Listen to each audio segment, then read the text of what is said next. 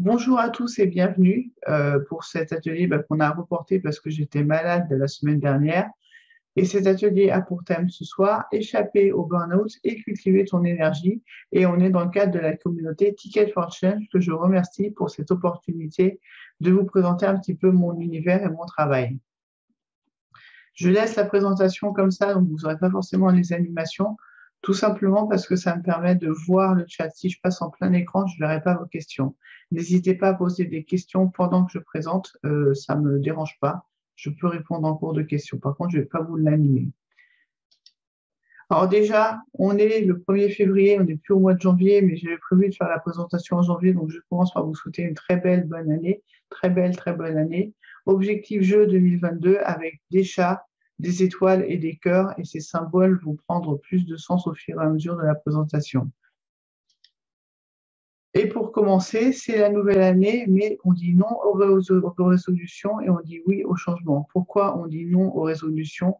Parce que tout simplement, en termes d'énergétique, de saison, de cycle, le 1er janvier, ce n'est pas forcément le meilleur moment pour prendre des résolutions et pour mettre en place de nouvelles habitudes. C'est bien de le faire, si on veut le faire, on peut le faire. Notamment, je pense au challenge de Yoga with Adrienne, qui a lieu tous les ans à partir du 1er janvier, que je suis tous les ans. Mais en vrai, c'est beaucoup plus simple de lancer de nouveaux projets au printemps ou en septembre. Donc, ce n'est pas forcément écologique de prendre ces résolutions pour le nouvel an. Donc, si vous en avez pris et vous avez abandonné, ne culpabilisez pas, c'est normal. Par contre, le changement, c'est bien. Et si vous avez pris conscience avec ces dernières années, le confinement, la crise sanitaire, qu'il y a quelque chose qui n'était plus OK pour vous au boulot et que vous avez envie de changer, c'est de ça qu'on va parler ce soir. Mais d'abord, je vais peut-être me présenter rapidement pour celles et ceux qui ne me connaîtraient pas. Donc, je m'appelle Sandra Boré. Ma devise que j'ai empruntée et détournée de Bernard Werber, c'est la pédagogie pour épée, l'humour pour bouclier. J'ai une trilogie de super pouvoirs, c'est la stress défense, donc prévention du stress et du burn-out, la conception de formation et le sketchnoting, qui est une prise de notes visuelle et dessinée. Et j'interviens dans 3 domaines principaux, donc la stress défense, prévention du stress et du burn-out, gestion de la charge mentale. Le post-burn-out, donc se reconstruire après un burn-out, éventuellement découvrir son fonctionnement atypique après un burn-out. Et la pleine confiance ou théorie polyvagale qu'on va aborder assez rapidement ce soir, sinon ça va être trop long. Je ne veux pas dépasser 1 heure, même avec le petit retard qu'on a pris. Donc, je vous enverrai les ressources, mais on le verra très rapidement ce soir. À vous, ceux qui ne sont pas présentés, vous pouvez me dire d'où vous venez, comment vous êtes arrivés ici, est-ce que vous attendez de la présentation de ce soir. Et pendant ce temps-là, moi, je vais continuer pour les personnes qui regardent les replays, qui n'est pas un blanc. Tout ce qu'on va voir ce soir, principalement, pas tout à fait tout, vous pouvez le retrouver dans mon e-book Burnout, les règles du jeu, qui a été téléchargé gratuitement sur mon site et faire les sciences. Et pour aller plus loin, j'ai aussi un livre, Le pouvoir du jeu, qui reprend tout ce qu'on va voir ce soir et plus encore. Mais je vais déjà dérouler tranquillement ce que j'ai prévu pour ce soir. Et donc, on avait dit pour commencer, non aux résolutions et oui au changement. Ce qui veut dire que plutôt que prendre des résolutions pour la nouvelle année, moi, ce que je vais vous inviter à faire, alors ça marche moins bien quand il n'y a pas les animations parce que normalement mes réponses arrivaient après les questions. Donc là, je vais vous influencer, j'en suis désolée. Je vous invite à choisir un mot pour cette année, un mot qui sera votre attention pour cette année, ce sur quoi vous allez vous orienter, vous diriger, canaliser votre énergie. Moi, cette année, c'est patriarcat. C'est-à-dire que je veux casser le patriarcat et les injonctions de surperformance et de superfection, y mettre plus de douceur, d'où le chat dans patriarcat. L'année dernière, c'était impact. L'année d'avant, c'était je, J-E-U, on en reparlera. Et puis, j'ai eu, je ne sais plus ce que j'ai eu, j'ai dû avoir sérénité une année aussi et harmonie. Donc, l'idée, c'est de trouver ce mot de l'année et si vous l'avez, n'hésitez pas à le partager dans le chat. Poser une intention, équilibre, c'est très joli, j'aime beaucoup. Poser une intention pour l'année à venir, donc mon intention, c'est de mettre du jeu. Bienveillant, j'aime beaucoup aussi, c'est très joli. Et l'émotion qu'on espère vivre de façon dominante pour l'année. Et cette année, j'ai choisi la sérénité qui va avec le patriarcat. L'année dernière, j'étais plus sur l'équilibre et l'impact, mais l'année dernière, j'ai écrit mon livre. Donc, en termes d'énergie et d'organisation, c'était très différent de ce que j'ai pu faire jusqu'avant, parce que je n'avais pas encore fait de livre. Enfin, j'avais déjà fait des livres en tant que photographe, mais écrire un livre, c'est particulier. Donc, le petit exercice, si vous avez de quoi noter ou si vous le faites maintenant ou pendant le replay, trouvez un mot qui va diriger l'année, poser une intention pour l'année et choisir l'émotion qu'on va viser pour cette année. Et je parle beaucoup de jeu, vous le verrez au fil de la présentation. Et qu'est-ce que je mets derrière ce jeu?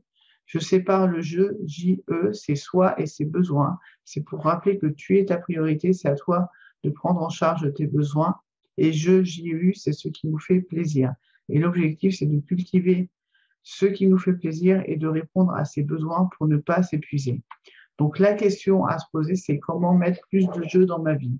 Comment être plus à l'écoute de mes besoins, comment y répondre et comment faire quelque chose qui soit plus épanouissant et amusant dans son activité et dans son quotidien. Comment mettre plus de jeu dans mon business? Ça, c'est un Tetris que j'ai fait avec mes différentes activités parce que j'ai plusieurs terrains de jeu.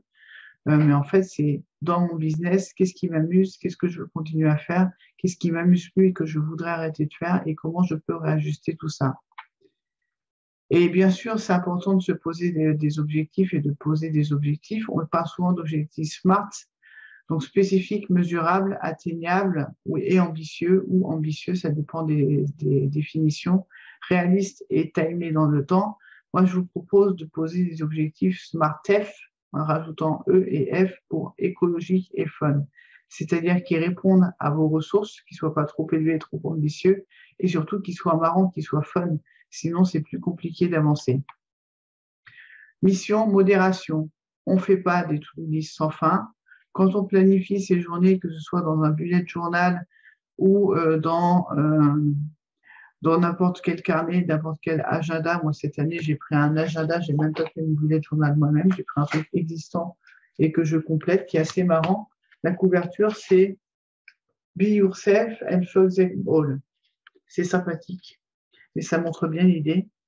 Mais l'idée, c'est que sur une journée, il ne faut pas plus de 3 actions, 3 grosses actions. Et il faut aussi faire les gratitudes, c'est-à-dire noter 3 choses positives de la journée, ce qui aide à cultiver l'émotion qu'on veut cultiver sur cette année, que ce soit le bonheur, l'amour, la légèreté, la sérénité, le mot que vous avez choisi en choisissant votre émotion. Donc, ça peut être un bullet journal, ça peut être un calendrier, ça peut être un agenda numérique ou un agenda papier, ça peut être une appli de suivi de ces journées comme Habitic Paca, comme Goalmap ou plein d'autres. Mais l'idée, c'est toujours d'être dans une démarche de ne pas faire plus de 3 grosses actions par jour, parce que sinon, on n'a pas de place pour les imprévus, et de faire 3 gratitudes à chaque soir. Et c'est une histoire d'équilibre, comme quoi Aurélie, le mot équilibre était vraiment bien choisi. Je vois un petit coup, je reviens. Dès qu'on parle de stress et de burn-out, dès qu'on parle d'organisation et de gestion d'énergie, il y a une notion d'équilibre entre les attentes et les ressources. Et quand il y a un épuisement, quand il y a un stress, c'est qu'on a des attentes qui sont trop élevées par rapport aux ressources. Il y a toujours ce déséquilibre-là, pardon. Et quand on pose des objectifs qui sont inatteignables, comme on le voit trop souvent en entreprise, forcément, on va mettre en place des attentes qui ne seront pas adaptées aux ressources en temps, en budget, en personnel, en outils.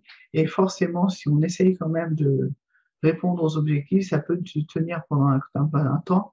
On peut superformer pendant un temps, mais sur la durée, on va finir par s'épuiser.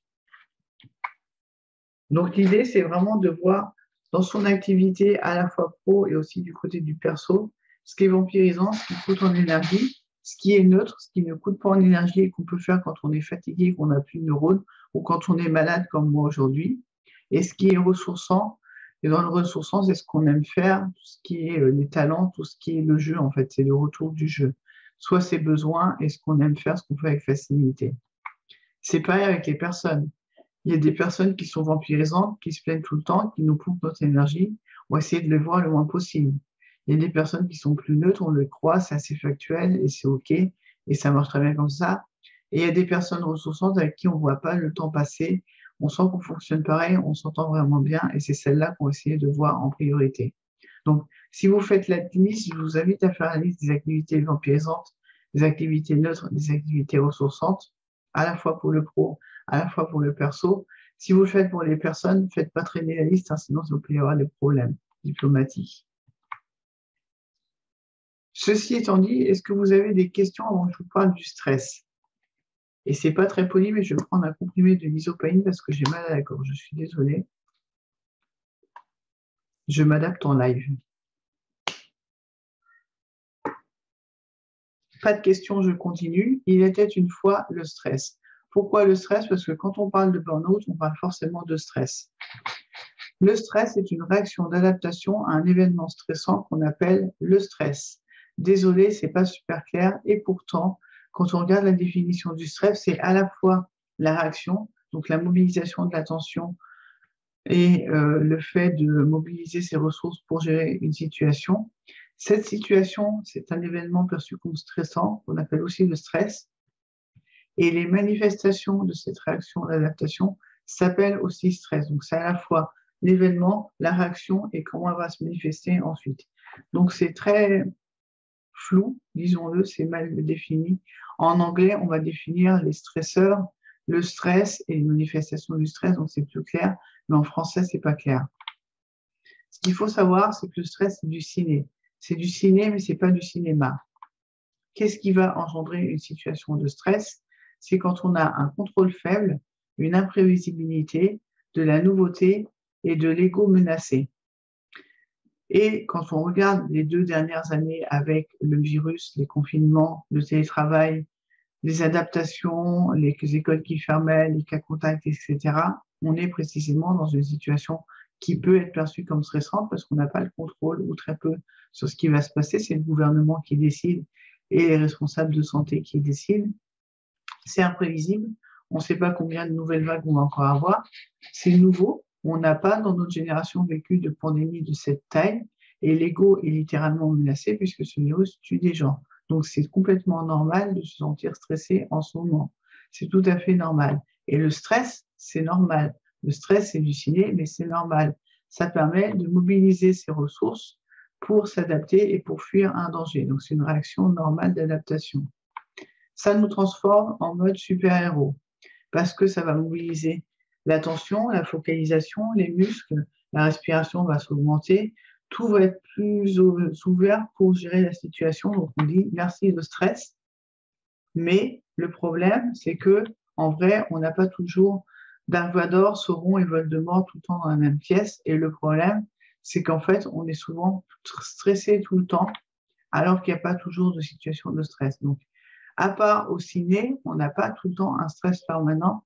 Et encore, quand on voit la situation actuelle, c'est vrai qu'on a tendance à être de plus en plus stressé, de plus en plus attaqué par des injonctions, des actualités, des notifications interrompues, etc. Ce qui fait qu'en fait, ce super combo de contrôle faible, d'imprévisibilité, de nouveauté et des goûts menacés, il n'est pas si rare que ça, hélas. Alors là, il faut quand même que je vous mette l'animation, sinon ça ne fera aucun sens. Donc, je vais lancer l'animation et je retirerai après. Il faut savoir qu'on n'est pas tous sensibles de la même façon au stress. Ah, je vois encore les discussions, donc je vais peut-être rester comme ça. Les personnes qui ont besoin d'avoir le contrôle et qui ont un faible contrôle sur la situation vont être un peu stressées.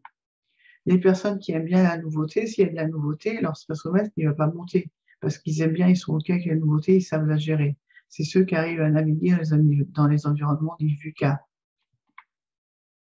Quand on est sensible à tout et qu'il y a tout, là, forcément, on devient particulièrement attaqué par le stress. Et là, ça devient problématique. Et c'est là qu'on va du côté obscur du stress avec le recours à des produits calmants ou excitants pour mieux tenir la journée ou se motiver le dimanche soir. Le repli sur soi, parce qu'on se sent isolé, décalé, plus épanoui, on n'a plus envie de collaborer. Les difficultés à coopérer, on verra avec la théorie polyvagale que c'est parce qu'on n'est pas dans un état qui permet d'interagir avec les autres. Diminution des activités sociales, parce qu'on n'a plus le temps et parce qu'on a moins envie. Agressivité, anxiété, dépression, burn-out, tout le combo qui fait qu'on allait dans le trop de stress et que le stress s'est manifesté d'une façon qui est perçue comme nocive. Et c'est là qu'on peut aller vers le burn-out.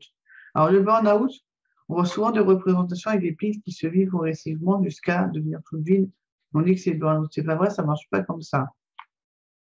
En fait, c'est le stress qui va monter à l'intérieur de la pile, qui va l'oxyder jusqu'au moment où la pile va se vider d'un coup. Donc au début, on va bien, on a de la batterie chargée à bloc, on a de l'énergie, on a un sommeil qui est récupérateur et qui est ressourçant, tout va bien. Mais plus on cumule de stress, plus on cumule, entre autres, du cortisol. Ce n'est pas la seule hormone, mais c'est la principale. Et ce cortisol va générer une inflammation de bas grade qui va user l'organisme, qui va littéralement brûler de l'intérieur. Une image fréquemment utilisée, c'est celle d'un immeuble qui serait en feu, mais dont la façade serait intacte. Quand on est dans du stress chronique, c'est comme si on cramait de l'intérieur, mais à l'extérieur, ça ne se voit pas. C'est pour ça que c'est difficile de détecter le burn-out à temps, et c'est aussi pour ça qu'il y a une notion de déni sur un premier burn-out.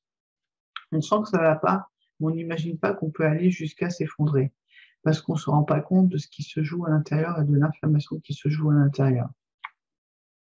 Et quand ça s'épuise, quand ça s'effondre, le cortisol est à sec. C'est-à-dire que le cortisol, à faible dose, il est utile, c'est ce qui permet de démarrer le matin, c'est le starter.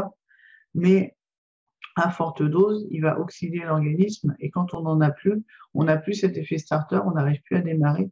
Et typiquement, c'est des personnes qui vont pas réussir à se lever le matin, qui vont essayer d'aller au travail mais qui vont pas y arriver, qui vont rester bloqués devant l'entrée du bureau, qui vont oublier leur digicode, leur clé, etc., qui vont faire plein de choses qui semblent anecdotiques, mais qui ne sont pas tant que ça, qui sont en fait une invitation du corps à se poser et ralentir. C'est un peu comme si le portable était en train de jouer sa vidéo sans dire que la batterie était en train de se vider et il s'arrêtait d'un coup. C'est vraiment ça, c'est très immédiat. C'est-à-dire qu'on s'agite, on s'agite, on s'agite, on s'agite et tout d'un coup, pof, il n'y a plus personne, on s'effondre. Et le burn-out, c'est ça. Et le burn-out, c'est moche. Pour représenter le burn-out, j'utilise souvent l'image de Dark Vador. Dark Vador, pourquoi? Parce que c'est Mister Burn-out, c'est lui qui incarne le mieux les 3 signes reconnus du burn-out. Et si on se rappelle de l'histoire, c'est aussi qu'il a cramé avant de venir dans sa boîte de conserve. Donc pour le burn-out, c'est un peu une bonne image. Il y a une trilogie de signes sur le burn-out qui sont reconnus par l'OMS, l'Organisation mondiale de la santé, et la HS, la Haute Autorité de Santé. Et ce sont les 3 signes qu'on retrouve le plus dans les publications sur les sujets du stress et du burn-out. C'est l'épuisement physique et psychologique. Donc, c'est-à-dire qu'on n'est pas fatigué que physiquement, ça c'est la fatigue. C'est aussi moralement, on n'a plus envie, on n'a plus la motivation, on n'arrive plus à aller travailler. C'est le manque de sommeil, les insomnies, les réveils nocturnes, le sommeil non récupérateur, typiquement. Perte du sentiment d'accomplissement. On ne se réalise plus dans ce qu'on fait, ou alors on est tellement en mode robot et en mode suradaptation que ça devient usant et on prend plus le temps de savourer les victoires quand on est indépendant, par exemple. C'est un signe qui est très parlant et très révélateur. Et le 3e signe, les chercheurs ne sont pas d'accord sur le nom. On parle de dépersonnalisation ou déshumanisation. Du coup, moi, je parle de zombification. C'est en fait que le stress nous met dans un état qui nous coupe socialement des autres. On le comprendra d'autant mieux quand on parlera de la théorie polyvagale, ce qui fait qu'on devient cassant et cynique. Typiquement, ça a été décrit d'abord chez les médecins, le burn-out. C'est les médecins qui vont faire un diagnostic fatal de façon froide, sèche et complètement détachée. C'est-à-dire qu'ils sont déshumanisés, mais pas parce qu'ils ne sont plus humains, mais juste parce qu'ils sont dans du trop de stress et ça coupe la relation à l'autre. Donc là encore, ce que je viens de dégriner là, vous l'avez dans le guide Burn-out et règles du jeu, donc vous pourrez télécharger tranquillement, reprendre et me poser des questions après si vous avez des questions. Et vous pouvez poser des questions maintenant, si vous avez des questions maintenant, évidemment. Une image que j'aime beaucoup pour détecter le burn-out, c'est l'effet Tetris. Si vous savez jouer à Tetris, c'est en fait on fait une ligne, on fait une ligne, on fait une ligne, mais plus on avance et plus on n'arrive plus à faire une ligne, plus ça va vite. Ce ressenti, c'est exactement celui qu'on a avant le burn-out, cette accélération. C'est ce qu'on appelle le burn-in qui arrive juste avant le burn-out. Donc l'idée, c'est de détecter l'effet Tetris. Et quand on sent l'effet Tetris, quand on sent que tout va trop vite, il faut passer en mode chat. La seule réponse, la première réponse au burn-out, c'est le mode chat, c'est-à-dire dodo, dodo, dodo, dodo et dodo, ou si on veut varier un petit peu, dormir, s'étirer, manger, jouer, dormir, manger, dormir, et on voit une boîte et on va jouer. Mais au début, on est complètement HS, on est dans un état de larmes, et c'est normal parce que ça casse le burn-out, c'est vraiment très violent. Et il faut se laisser le temps de rebondir.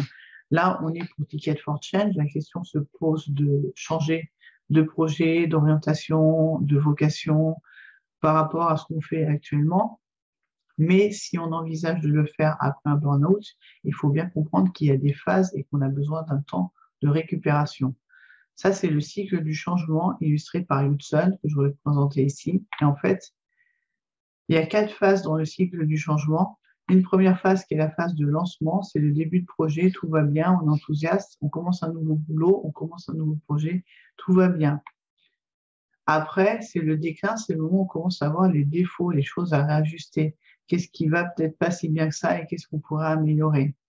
Si on n'améliore pas la situation, si on ne rajuste pas, on va se renfermer sur soi et rentrer dans une phase de marasme, une phase de repli sur soi.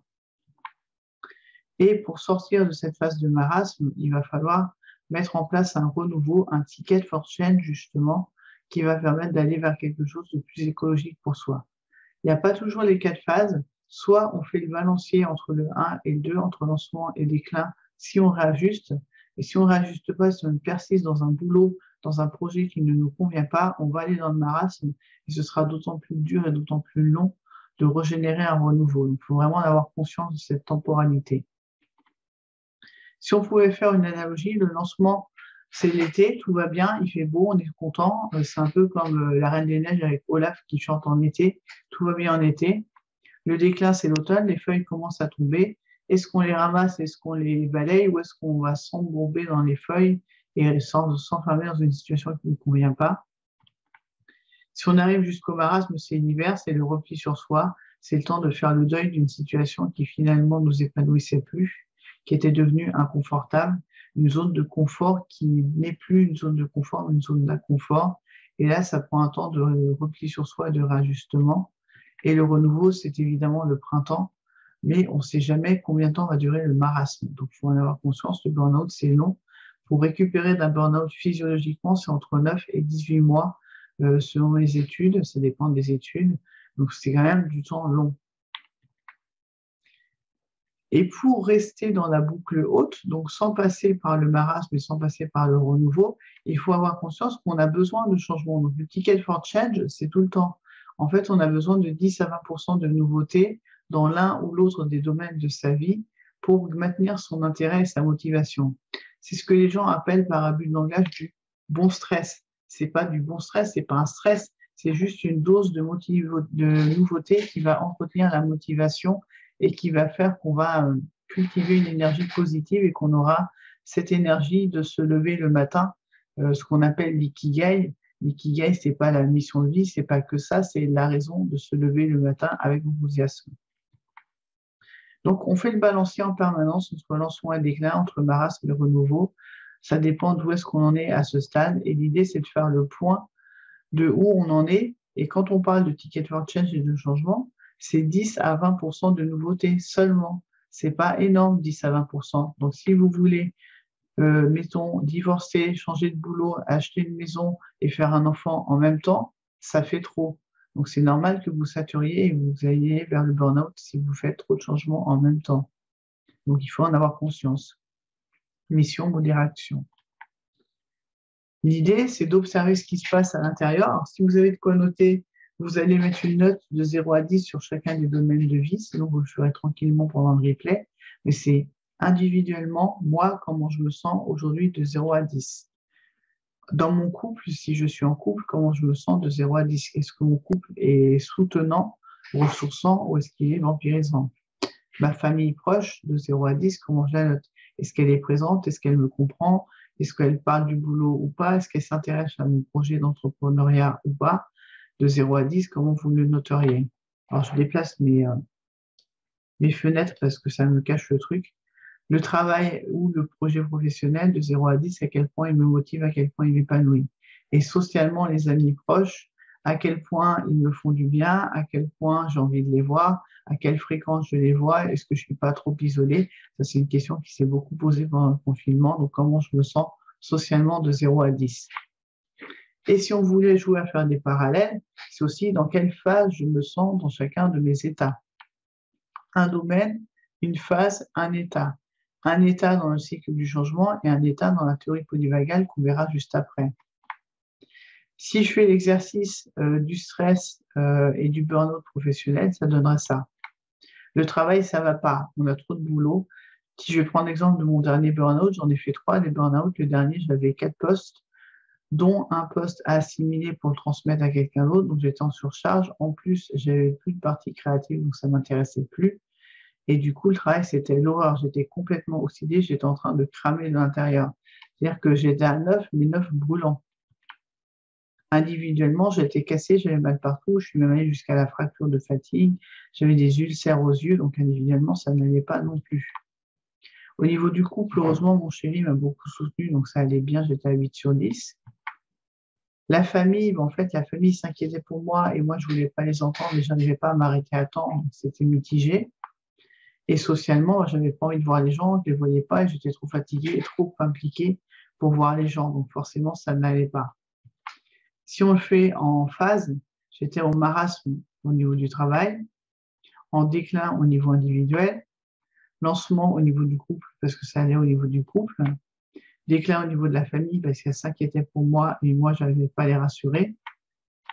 Et j'ai encore une fenêtre devant, déclin aussi sur le social parce que finalement, j'avais plus le temps et l'énergie de voir les gens. Est-ce que c'est clair ça? Vous voyez ce schéma, comment il se met en place? Le burn-out, au niveau de l'OMS, ils le mettent dans la sphère du travail, mais c'est pas que la sphère du travail, c'est partout. Ça communique, ça connecte, c'est forcément lié. Enfin, il va y avoir des répercussions. Il va y avoir des répercussions dans les autres domaines de vie toujours. Il y a du burn-out maternel, il y a du burn-out parental, il y a du burn-out des étudiants. On commence à en avoir chez les enfants, les burn-out du chercheur d'emploi, burn-out des indépendants, burn-out des chefs d'entreprise. Tout le monde peut être touché par le burn-out. Et pour bien comprendre le burn-out et pour vraiment être à jour, il faut comprendre aussi que la théorie a changé. La théorie du stress a changé et ça s'appelle la théorie polyvagale. C'est le sujet, entre autres, de mon livre Le Power du jeu. Et en fait, c'est une trilogie d'états qui permet de décoder ce stress et de savoir où on en est. Et c'est très bien pour vraiment réajuster où on en est en termes d'écologie et d'énergie. On imagine une situation stressante. Désolé pour les phobiques des araignées. Moi, je suis phobique des araignées. C'est pour ça que j'ai mis une araignée, mais tu peux imaginer n'importe quoi d'autre. Face à une situation stressante, il y a 4 types de réponses possibles si on est face à une énorme araignée. Soit on part au courant, soit on l'écrase, soit on ne bouge plus, soit on est Spider-Man et du coup, l'araignée nous fait pas peur parce qu'on est l'homme araignée. Donc, quelle est votre réponse par défaut sur ces situations-là? Je ne vois plus le chat bouger, donc si ça se trouve, je ne vois plus le message en direct, auquel cas je répondrai aux questions à la fin. Réponse A, si je vous vois, merci Audrey, je pars en courant. En fait, votre réaction face à un événement stressant, que ce soit l'araignée ou autre chose, avec des cris, oui, moi aussi. Voilà, je progresse depuis que je joue avec la théorie polyvagale, mais oui, je n'aime pas non plus. La réponse par défaut, c'est votre mode de réponse par défaut face à un stress.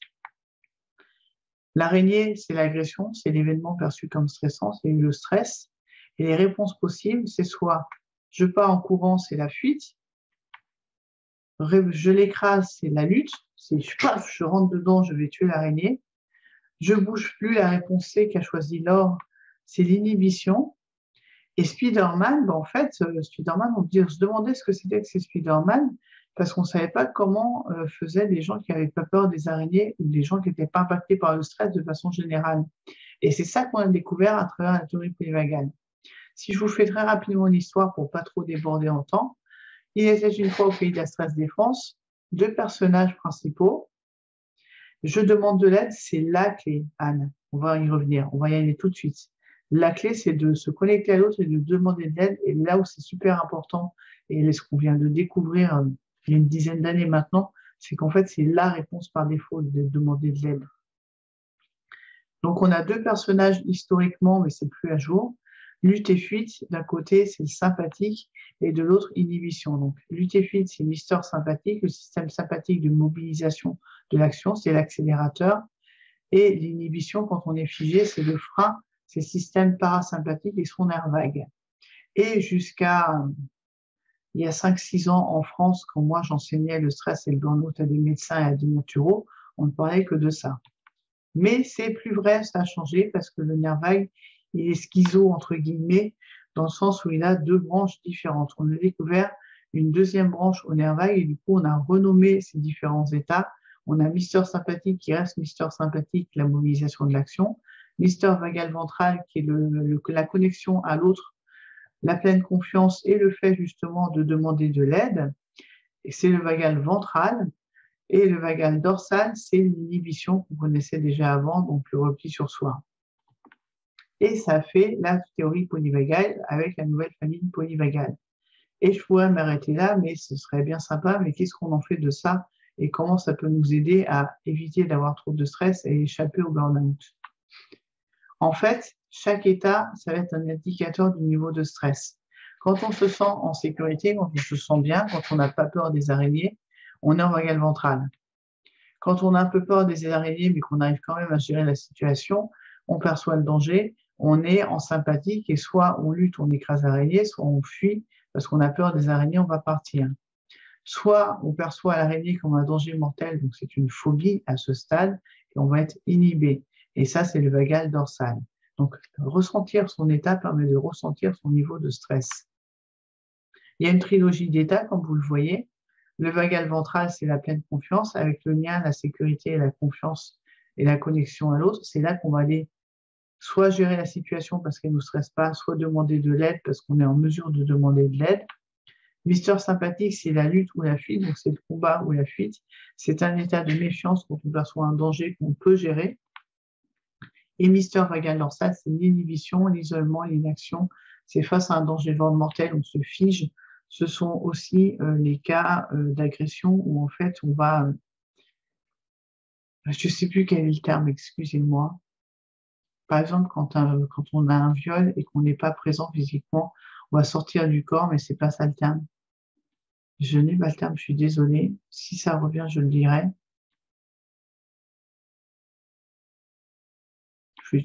Non, il vient pas. S'il vient, je le mettrai avec le replay. Donc, ce qu'il faut comprendre, c'est qu'il y a 3 états, mais que tous les états sont complètement OK et ils sont là pour nous préserver. En fait, en fonction du niveau de stress perçu, on va choisir la réponse la plus adaptée, que ce soit la confiance, la méfiance ou l'inaction, selon la nature du danger. Et c'est aussi l'état qui écrit l'histoire, c'est-à-dire que en fonction de dans quel état on est, on va percevoir le monde différemment, ce qui permet d'identifier dans quel état on est.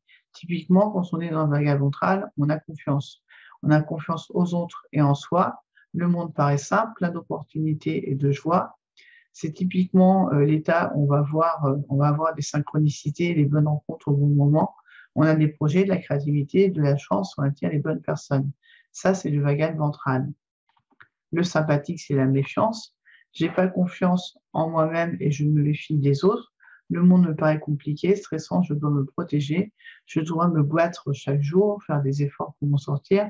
C'est des personnes qui ont un vocabulaire qui est très martial, très militaire, très guerrier. Ça, c'est sympathique. Et l'inhibition, je déplace encore la petite fenêtre.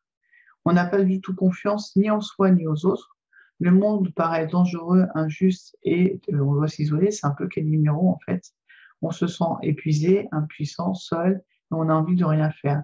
Et typiquement, ce qu'il faut comprendre, c'est que le burn-out, c'est un état de vagal dorsal qui est la conséquence d'un trop de sympathique. C'est-à-dire qu'on va forcer trop souvent et trop longtemps en sympathique et qu'on va décompenser en vagal dorsal. C'est exactement comme le malaise vagal, sauf que le malaise vagal, c'est sur un temps court. Le cœur bat trop vite, du coup, pouf, malaise vagal pour ralentir. Et le burn-out, c'est sur un temps long. Stress chronique, chronique, chronique, chronique, on tire sur l'élastique, et là, pouf, il pète. Et ça, c'est le burn-out et c'est le vagal dorsal.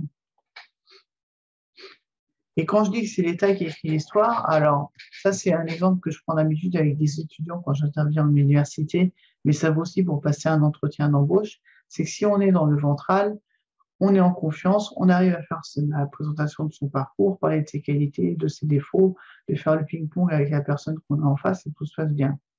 Si on est en sympathique, on va être un peu plus embaumé, un peu plus éparpillé, on aura un peu plus de mal à mobiliser son attention et son énergie pour faire passer le courant et connecter avec la personne en face. Si on est dans le vagal dorsal, en fait, c'est horrible, c'est comme si on n'avait pas de cerveau, on n'était pas là physiquement En fait, la personne pose des questions, on n'arrive pas à réagir, on n'arrive pas à rebondir. Et c'est typiquement quand on fait un entretien ou un examen au vagal dorsal, on va sortir, on va se dire, ah, mais j'aurais dû dire ça, j'aurais dû dire ça, j'aurais dû répondre ça. Mais sur le coup, on ne pouvait pas parce qu'on était en vagal dorsal. Et l'ATPV permet d'aller d'un état à un autre. Alors, c'est le système nerveux autonome, donc globalement, l'organisme il choisit tout seul son état. Par contre, quand on a besoin, pour une situation à fort enjeu, d'avoir un état de vagal ventral, on va essayer de jouer pour être dans le vagal ventral, pour être dans la pleine confiance et la sécurité. Donc, typiquement, l'idée, ça va être de mettre en place des outils et des ressources pour cultiver le vagal ventral avant un entretien, avant une présentation, avant de monter sur scène, si vous faites du chant ou du théâtre, avant une rencontre amoureuse, avant tout ce qui peut avoir un enjeu pour vous. On va essayer d'être en vagal ventral pour pouvoir créer ce lien, cette connexion et faciliter les interactions. Et c'est aussi le meilleur moyen d'habiter sa maison pour éviter l'incendie intérieur, cette fameuse image du burn-out, où on a la maison qui prend feu et la façade qui est intacte. La question qu'on peut se poser, c'est pourquoi on ne se rend pas compte qu'il y a un incendie? Comment on fait pour ne pas réaliser qu'il y a un incendie? Et c'est tout simplement parce qu'on n'est pas là. Quand on est en vagal ventral, on est à l'écoute de son corps, de ses émotions et de ses sensations. On répond à ses besoins, donc on est prêt à se mobiliser. Quand on est dans le lutte ou la fuite, on est tout le temps en train de forcer sur la maison et sur son corps, on est tout le temps en train de se suradapter et c'est fatigant sur le long terme. Et quand on est en vagal dorsal, c'est comme si on était caché dans un coin de la maison et du coup, on ne veut même plus entendre la sirène et les signaux d'alarme. On se bouche les oreilles, on ferme les yeux, on n'entend pas, on ne parle pas, on ne dit rien, on ne dit pas que ça ne va pas. Et là, on peut aller jusqu'au burn-out parce que finalement, on n'exprime pas son mal-être. Donc, c'est aussi une invitation à habiter sa maison. C'est un peu, en version geek, la science de la stress défense et de la pleine confiance, la théorie polyvagale. Juste que théorie polyvagale, c'est pas sexy. D'ailleurs, vous verrez sur mon bouquin, théorie polyvagale, c'est pas écrit, c'est écrit juste derrière. J'ai marqué ça, le power du jeu, écologie personnelle et énergie, les clés de la neurobiologie. Neurobiologie étant la perception des états à l'intérieur, donc la théorie polyvagale. C'était plus sexy. La TPV est un jeu, jeu JE avec le U entre parenthèses, tout simplement parce que c'est une invitation à avoir des moments de jeu. Donc, on choisit d'être dans le sympathique pour passer à l'action et pour mener à bien ses projets, pour jouer avec les autres, pour collaborer, pour passer à l'action. Mais on met aussi en place des modes de jeu JE, c'est-à-dire des temps de repos, ce qu'on ne sait plus faire, des temps de rien, des temps où on ne fait rien. On va buller devant la télé, on va lire tranquillement, on va marcher dans la nature. Et c'est la bonne alternance de repos et de jeu qui fait qu'on peut tenir sur la durée sans s'épuiser. Alors, je suis désolée si ça semble évident, mais pourtant, toute la TPV, c'est ça. Et tout le problème, c'est qu'on oublie de se reposer. Et je suis là pour rappeler que non, en fait, que ce soit pour changer de poste, changer de projet, construire un nouveau projet, lancer un projet entrepreneurial, la clé, ça va être de jouer avec son énergie et de mettre assez de temps de repos pour pouvoir mener à bien son projet, sinon ça ne va juste pas marcher. Et pour ça, il y a une trilogie de règles que je vais vous partager. Et je ne vous enverrai pas le support, ça ne sert à rien, mais je vous enverrai des articles qui reprennent tout ça. Les 3 règles Mogwai de la stress défense, c'est quoi? C'est les 3 règles pour ne pas se transformer en gremlins méchant après minuit et pour ne pas être dans le trop de stress. Et donc, ce sont là aussi des choses très évidentes, mais c'est bien de le rappeler. En douceur, tu démarreras. Des pauses, tu prendras. After work, tu déconnecteras. Ce sont les 3 clés principales. On va les reparcourir rapidement. Je regarde l'heure. Ouais, on a le temps, c'est bon. Et puis après, je répondrai à vos questions. Mais c'est vraiment les 3 règles principales pour économiser son énergie et jouer avec le flow. En douceur, tu démarreras. Ça veut dire que le premier rendez-vous, c'est avec soi. On commence sa journée avec des rituels matinaux. C'est vraiment faire quelque chose pour soi le matin plutôt que regarder ses notifications ou les actus. Ça va définir notre état du début de journée. Si on commence par les notifications et les actus, on va se mettre tout de suite dans le sympathique et tout de suite dans la mobilisation de l'action et de l'attention. C'est un peu dommage. Le changement commence au chargement. Donc, le premier rendez-vous, c'est avec toi. Et tout va se jouer dans ce qu'on va mettre en place ce matin. Alors, il y a un livre qui s'appelle Le Miracle Morning. Je suis ni pour ni contre, bien au contraire, ça dépend de comment on l'utilise. En fait, le Miracle Morning, ça va être une invitation à mettre en place des choses le matin pour bien commencer la journée. Mais si on est fatigué, si on est stressé, si on ne dort pas bien, je déconseille de se lever plus tôt pour mettre en place des actions en plus pour pouvoir commencer la journée du bon pied. Si on a un problème de sommeil, la priorité, c'est toujours de retrouver le sommeil. Donc, pas de se lever plus tôt, mais de voir ce qu'on peut faire avec le temps qui nous est imparti dans nos temps de préparation du matin en fonction de son projet, de son activité, est-ce qu'on est ou pas au télétravail, en fonction de son temps de transport aussi. Donc, qu'est-ce qu'on peut mettre dans le temps imparti?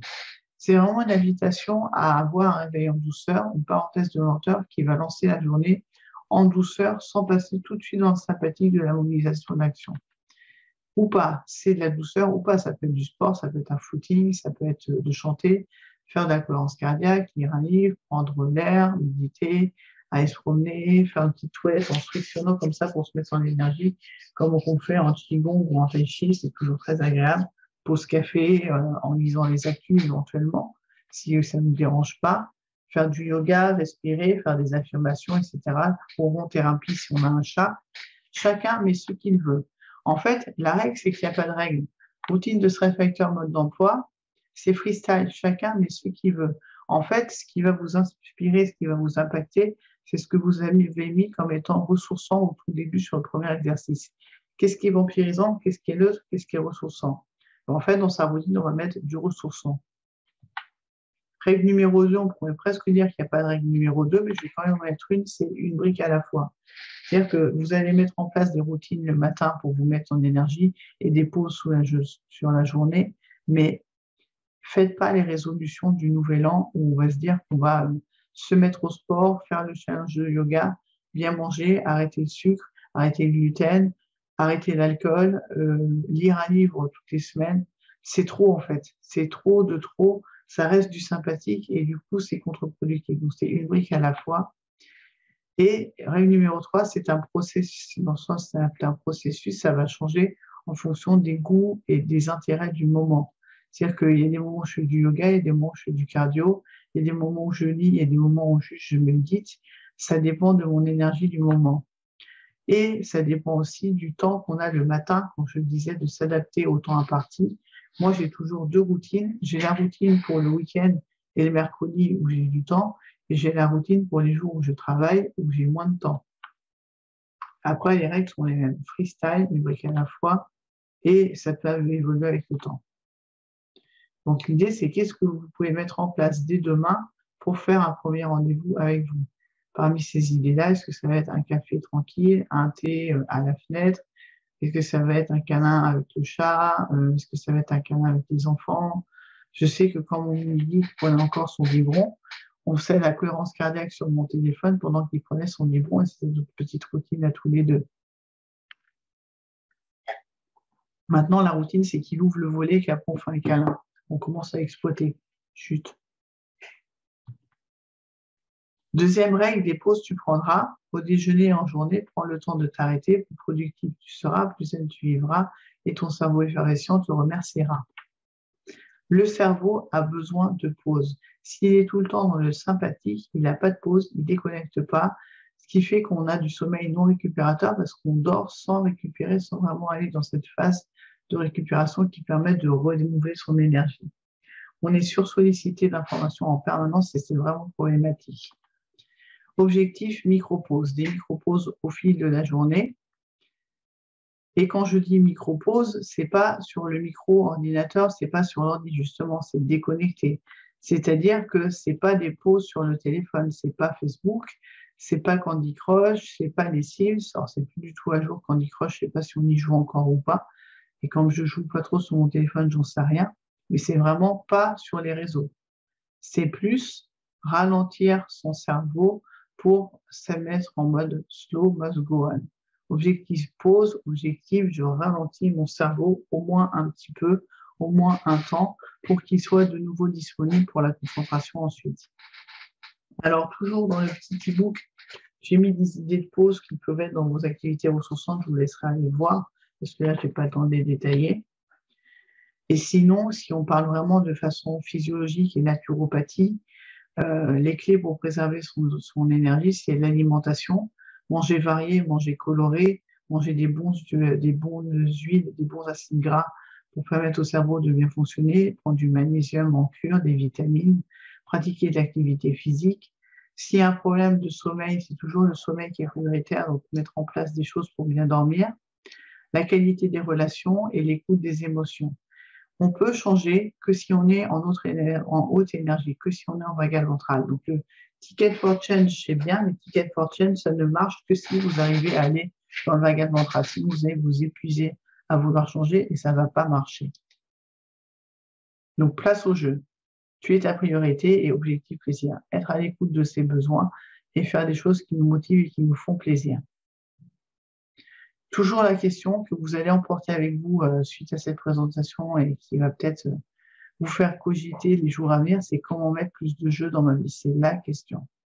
Et contre le trop de stress, je vais quand même vous donner un outil très spécifique, mon arme secrète, c'est cette petite bibille. Cette petite bibille, je ne sais pas si vous la connaissez, c'est la cohérence cardiaque. On va en faire juste 1 minute pour ne pas prendre trop de temps. L'idée, c'est de suivre la petite bibille et de respirer avec elle. Quand la bibille, elle monte, on inspire. Quand elle descend, on expire. On est parti. Je ne suis pas sûre que vous ayez le son, mais ce n'est pas grave. Si vous ne l'avez pas, ce n'est pas nécessaire. Je lance. Inspiration. Expiration. Inspiration. Expiration. Si c'est trop lent, si vous avez la tête qui tourne, vous gardez votre rythme à vous. Inspiration. Expiration.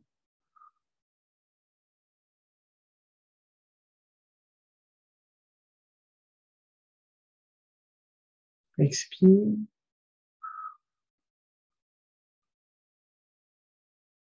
Inspire. Expire. Inspire. Expire.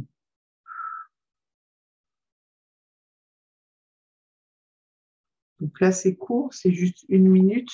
Ce que je vais vous inviter à faire, c'est un peu plus, c'est 365, c'est le moyen mnémotechnique. 3 fois par jour, 6 respirations par minute pendant 5 minutes. 6 respirations par minute, ça correspond à 5 secondes à l'inspiration et 5 secondes à l'expiration, ce qu'on a fait là. Si c'est trop rapide, c'est que vous êtes déjà dans le trot sympathique et c'est OK. Vous allez faire un petit peu plus court pour commencer. Par exemple, 4 secondes et 4 secondes. L'idée, c'est d'avoir le même temps à l'inspire et à l'expire dans un premier temps et après, éventuellement, on peut faire une expiration qui soit un peu plus longue que l'inspiration parce que c'est ça qui va être apaisant et qui va calmer. L'inspiration, c'est sympathique. L'expiration, c'est parasympathique. Une trilogie d'applications. Bah oui, Bénédicte, évidemment que je vais vous donner des applis. Alors, Respire Relax, c'est celle avec la bubule qui monte et qui descend et qui est très sympa. Cardia, c'est une boule de couleur qui grandit et qui se rétrécit. Je vous mettrai le lien de l'article avec tout ça, bien sûr. Donc, c'est une boule qui s'ouvre et qui rétrécit. Donc, comme ça fait un jeu de lumière, on peut la mettre sur la table de chevet pour faire de la cohérence cardiaque le soir pour s'endormir ou si on a des réveils nocturnes. Et Happy Respi, je les adore, mais ils sont plus suivis partout. Alors, pour l'instant, on les trouve sur iOS, donc sur Apple, iPhone, où on les retrouve plus sous Android. Et je les harcèle de mails pour qu'ils continuent à la prendre pour disponible sur Android. Moi, je l'ai encore parce que c'est un vieux téléphone. Mais c'est vraiment marrant pour les enfants notamment, parce qu'en fait, on va faire le mouvement de respiration avec un petit sous-marin dans différents univers. On va gagner des points pour prendre soin de son bonsaï, c'est tout mignon. Bien sûr, on n'oublie pas la méditation. Ça, c'est la version geek de la méditation, où on va vider le navigateur, nettoyer le cache, nettoyer l'historique et mettre une page blanche. Mais l'application de méditation, quand on est déjà dans le très sympathique, on peut avoir du mal à sortir du sympathique et du flot de pensée, au moins au début. C'est pour ça que je recommande de commencer par la cohérence cardiaque, qui est déjà une forme de méditation, avant de passer vers d'autres formes de méditation. Et si vous voulez tester la méditation, J'ai mis pareil une trilogie d'applications en exemple, Petit Bambou, Namatata et Mind, qui sont très sympas pour commencer. Et là aussi, je vous enverrai les références avec le replay. Et enfin, dernière règle, et je ne devrais pas trop dépasser, after work, tu déconnecteras. Ta messagerie, tu oublieras. Vie pro et perso, tu sépareras. Et de ta soirée, tu profiteras, ce qu'on fera juste après.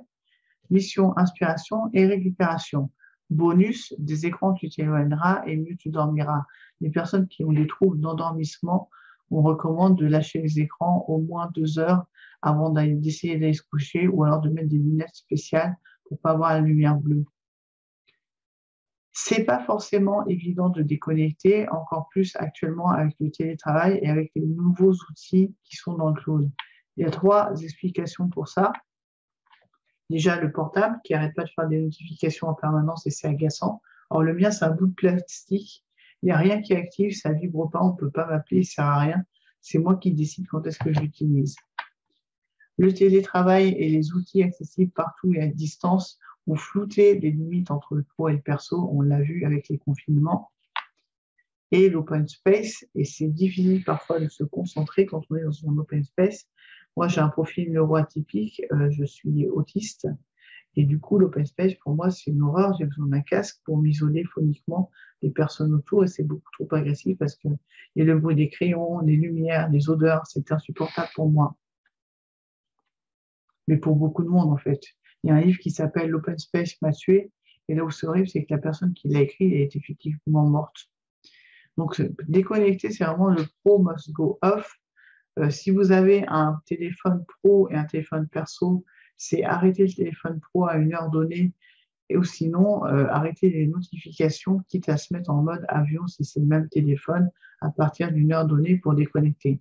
Alors, je sais que ça, en entreprise, c'est toujours ce qui fait le plus réagir, mais à un moment, il faut qu'il y en ait qui donnent l'exemple. Et si ce n'est pas les managers, ce sera les équipes en dessous qui vont se mettre à faire ça. Et à un moment, on va comprendre que ça ne sert à rien d'envoyer des mails à 22 heures. C'est vraiment l'exemplarité. Et à part les cas particuliers où on travaille à l'international, il doit y avoir des temps de déconnexion. Ce n'est pas forcément évident parce que quand on l'attaque, le smartphone contre-attaque. Pardon. En fait, il faut savoir que c'est tout un mécanisme de détox que de se détacher de ce téléphone qui peut être très addictif parce qu'en fait, il y a quelque chose qui s'appelle l'écologie d'attention qui fait que le téléphone est conçu pour nous garder captifs le plus longtemps possible. Et comment on fait pour se déconnecter un petit peu du téléphone, et ça va être une de mes dernières diapos, rassurez-vous, je ne vais pas trop dépasser. On désactive les notifications, comme chez moi. On range les applications les plus addictives dans un sous-dossier. Alors, je ne sais pas si on va voir si je vous montre, mais moi, il y a mon agenda là, et il y a des sous-dossiers d'applications de l'autre côté, ce qui fait que je n'ai rien en chemin direct, en fait. Tout est compliqué à ouvrir, notamment ce qui me demande de l'énergie et de l'attention, c'est compliqué à atteindre. Recharger le téléphone ailleurs que dans la chambre, c'est quand on a des insomnies, on a tendance à aller sur le téléphone. Je déplace la discussion encore une fois. Utiliser le mode ne pas déranger. Sortir sans son téléphone et voir qu'on survit. On croit que c'est une blague, mais en fait, il y a un truc qui s'appelle la nomophobie. C'est la peur d'oublier son portable. Et chez les moins de, je ne sais plus si c'est 25 ou 27 ans, ça concerne quand même un quart de la population. Donc, voir qu'on survit son téléphone. Moi, quand j'oublie mon téléphone, je fais le point des choses que j'ai à faire. Et si j'en ai pas besoin, je suis très contente de ne pas l'avoir. Et tester la diète médiatique, c'est-à-dire ne pas regarder les informations en temps réel, genre les BFM TV, les JT du 20h, etc. C'est attendre que la presse écrite prenne le temps d'analyser l'information et consommer en fait en différé. Et toujours la clé, les chats. Alors, d'habitude, j'ai toujours un des chats qui vient voir quand je fais une conférence, mais pas ce soir, je suis désolée. Vous ne les verrez pas, à part en photo. Ça, c'est Kanta que vous voyez en photo. Mais toujours modéliser les chats. Il y a un bouquin qui est très, très bien, qui s'appelle Agir et penser comme un chat. Le chat est votre meilleur coach. Il est excellent, je le recommande. Je mettrai aussi la référence. Et vraiment, pensez chat. Et je rappelle les 3 règles. En douceur, tu démarreras. Des pauses, tu prendras. After work, tu déconnecteras. Et je suis disponible pour vos questions. Et si vous voulez aller plus loin, Alors, j'ai une formation sur l'écologie mentale qui reprend les principes de la théorie polyvagale. J'ai une formation rebondir après un burn-out sur comment on récupère après un burn-out et comment on lance éventuellement une activité après un burn-out. Et j'ai Power, qui est ma grosse formation où on étudie la théorie polyvagale. Mais il y a aussi le livre qui est un aperçu de Power en plus court. Voilà, vous savez tout. Et tout ça, c'est sur effervescence.fr. Je vais arrêter le partage. Et je suis à vous pour les questions. Donc, que ce soit dans l'onglet questions ou dans l'onglet commentaires, je vais juste vous mettre le lien pour le livre si vous voulez voir de plus près. Comme ça, vous avez aussi le lien du site et des formations. Hop. Et c'est le principal. Et si vous avez des questions, je suis à vous. Avec grand plaisir, Audrey.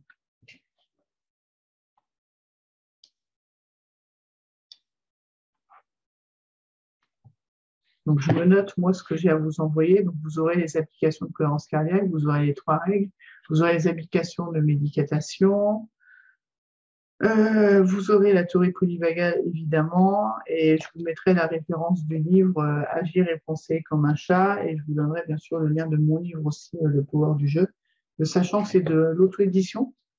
Il est sorti en fin d'année dernière, c'est de l'impression à la demande. Donc, en fait, il y a un délai et avec les crises actuelles d'approvisionnement de papier, le délai est de plus en plus long. Donc, ce que j'ai fait hier ou avant-hier, si je ne m'abuse, c'est que quand on prend les ressources du livre, vous verrez, il y a un lien sur la page, vous avez accès au PDF. Vous avez déjà accès au PDF.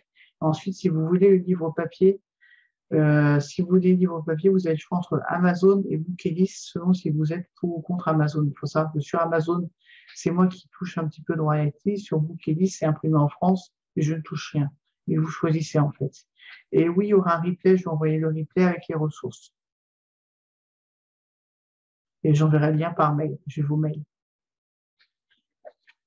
Et on verra avec Ticket for Change, s'ils sont d'accord, je rendrai le replay accessible à tous. J'aimerais bien. Donc, je vais valider ça avec eux. Je trouve que, bon, à part le fait que je suis désolée, j'étais un peu malade, donc j'ai pas très bien parlé, c'était pas ma voix normale. C'était quand même un petit peu intéressant, j'ose espérer. Très clair et complet. Merci beaucoup, Anne. Super. Écoutez, je reste encore 1 ou 2 minutes pour voir s'il y a des questions. Et sinon, on va couper là. Je vais vous souhaiter une très belle soirée. Prenez soin de vous. N'oubliez pas de modéliser les chats. Donc, on modélise les chats et on met du jeu. Dans le bon sens, c'est mieux. Voilà. Et mon signe préféré, c'est Live long and prospère. Donc, c'est prendre soin de soi et puis prospérer, prospérité, mais c'est surtout s'accomplir et s'épanouir dans sa vie et ses projets. Donc, je vous souhaite de prendre soin de vous, vraiment. Très belle soirée. Et oui, ronron-thérapie, si vous pouvez. Moi aussi, je vais en choper un là. Il y en a 2 ici. Et ronron-thérapie power, c'est parfait. Bonne année du tigre, effectivement, bonne année du tigre. En parlant de baume de l'année du tigre, ça, c'est le tigre. Alors, ça ne va pas bien faire le pain. C'est le baume du tigre blanc. Pour les personnes atypiques effervescentes, ça ralentit les pensées. Donc, en fait, je le prends et j'en mets sous le nez et je me masse les tempes et ça me fait un bien fou. C'est comme l'amande poivrée pour ceux qui utilisent les huiles essentielles. Très belle soirée à tous. Je vais couper là et je vous dis, prenez soin de vous et n'hésitez pas, s'il y a des questions suite au replay, à me les poser en retour de mail. Bien sûr, je reste disponible. Bonne soirée.